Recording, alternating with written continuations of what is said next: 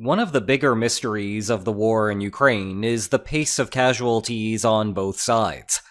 The issue, of course, is that bargaining strength is determined by expected losses, and neither side wants to give the perception that they are suffering the greater costs. But none other than Vladimir Putin himself may have inadvertently given us a window into Russia's actual losses.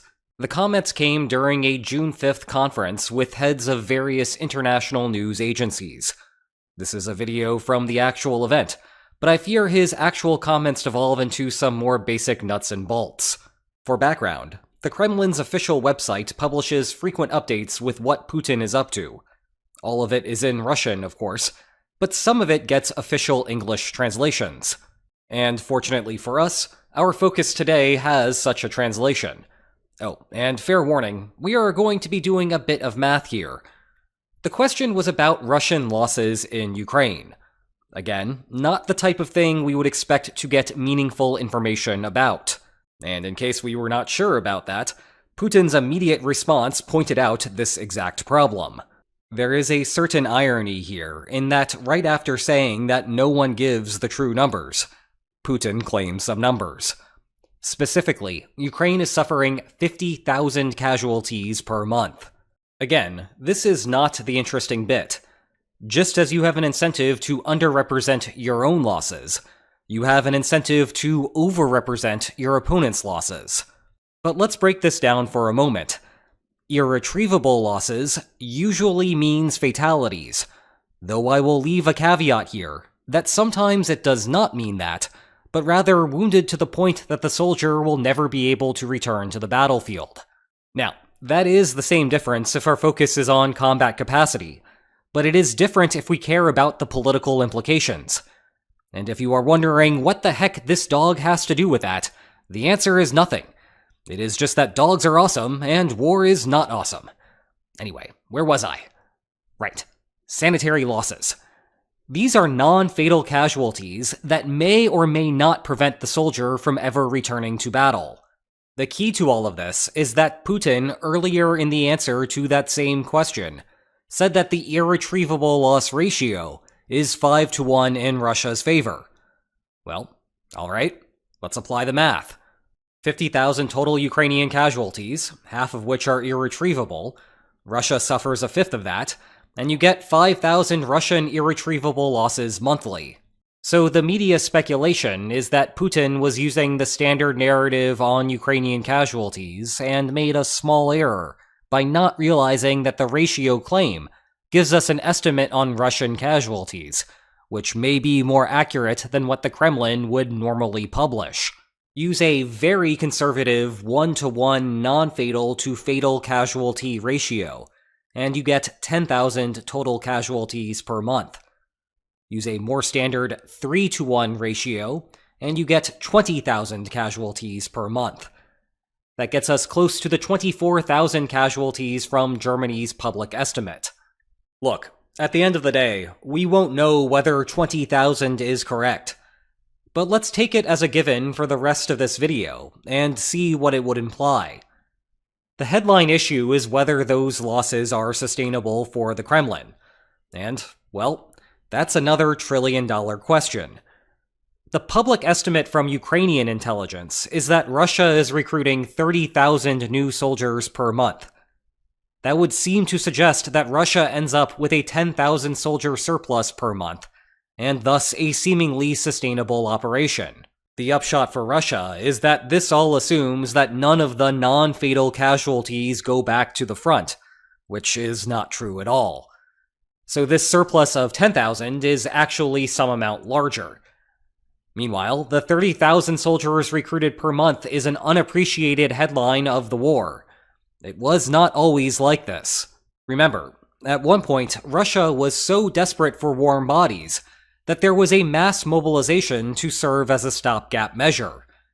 But in the time since then, Moscow has ramped up the financial incentives in volunteer contracts with enough to convince tens of thousands of citizens, and otherwise, to sign up monthly. The caveats for the Kremlin, though, are more numerous. To begin, this assumes that Russia can keep every soldier in the military until they die. Clear schedules for Russian troop rotations is not publicly broadcast, which would indicate that many of the soldiers there are indeed staying for the duration. But that will come with long-term morale problems of its own. Troops need periodic breaks, lest their brains turn to mush. The bigger issues, however, come from the political side, and with actual progress with the front line. Just because you have enough soldiers to prosecute a war does not mean you have enough political capital to use them indefinitely. As a basis for comparison, even the highest estimates of Soviet fatalities during the Afghan War total 26,000. For the more recent US foray into Afghanistan, it was 2420. In Iraq, it was 4507. That means that Russia is suffering more casualties on a monthly basis than total American losses over either conflict. Bear in mind that neither of those was politically popular.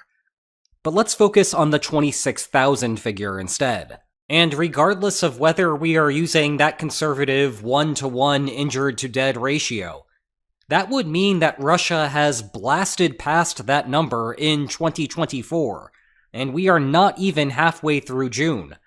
Never mind what happened in 2023 or in 2022. Jumping back to the 1980s, even with just 26,000 dead, the Soviet Union eventually had to withdraw from Afghanistan due to a combination of political pressure and lack of progress. Speaking of that latter issue on progress, it has gotten better for Russia in Ukraine, though not by much. When we last looked at changes in terrain holdings, Ukraine achieved some small but consistent gains through last summer's offensive. Then Russia took control of the pace of the war, though still at a slow rate. Note that the vast majority of these changes came from the Zaporizhia and Donetsk regions. Afterward came May, and an unexpected northern target. This took advantage of a gray zone near the border that lacked fortifications. Russia used bases on its side of the internationally recognized division as a staging ground. Because the White House prohibited Ukraine from using US-donated weapons on those targets, Russia could pull off this operation with comparative ease. Indeed, the plan worked, allowing Russian forces to make progress along two salients. In turn, Russia had its best month since January 2023 and the Battle of Bakhmut. However, as we speculated was likely to happen as all of this was unfolding, the United States unlocked Ukraine's handcuffs on using US weapons across the border. This appears, for now, to have stalled the offensive in the north. On the other hand, the situation further south near Chasiv Yar and west of Avdiivka is still slowly trending in Russia's favor, though the distraction further north did not result in anything crazy like this. All of that is a complicated way of saying that this spike is not the expectation moving forward. For Russia to sustain a 0.03% expansion each month, it will need to find another new clever strategy to exploit, and likely another, and another. That could happen, of course, and particularly if Russia takes the high ground of Chasiv Yar. But it is not like easy military exploits grow on trees. This takes us back to the political problem. Even 0.03% monthly progress is not enough to make a visual impact on the map, unless you count this as impact. I swear it did move. Anyway, the real constraint is not on the number of soldiers, but rather on the political tolerance in Russia for this level of casualties over a long war. And indeed, a very long war seems to be what the parties are gearing up for. Zelensky recently visited Qatar and the Philippines. Not high-priority countries if you are expecting a collapse to happen any minute now. Back to Russia's political problem. One cannot win a war if one's country ends up in an open rebellion before victory. If that is not clear, just ask Tsar Nicholas II. It will help that Putin knows how to work his domestic media, but there are limits to that with what can spread from word of mouth. There also appear to be limits to the Kremlin's website, as it is currently down right now, Otherwise, I would have been showing you images from the end-of-year press conference. Of course, Ukraine is also losing soldiers and needing to find solutions to manpower problems. So even if we assume that Putin's claim that Ukraine suffers 50,000 casualties a month is hot air, Russia need not be perfect here. Its capacity, combined with its resolve, merely need to be better than Ukraine's. The other thing worth noting is that the 30,000 troops per month is often cited as some sort of static quantity. However, the first few 100,000 volunteer soldiers are the easiest few 100,000 volunteer soldiers to recruit. This is obvious by noting how the soldiers are disproportionately coming from poor regions of the country, like parts of Siberia, and relatively few are coming from Moscow or St. Petersburg. So either the Kremlin is going to have to ramp up the compensation offers or lower the monthly quota.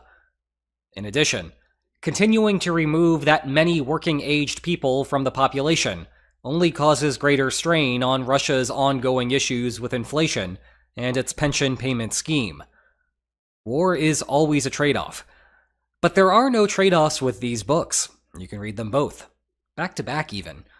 Check the video description for more information about them. And if you enjoyed this video, please like, share, and subscribe. And I will see you next time. Take care. There also appear to be limits to the Kremlin's website, as it is currently down right now. Otherwise, I would have been showing images from his end of year event. There are limits to what I can say.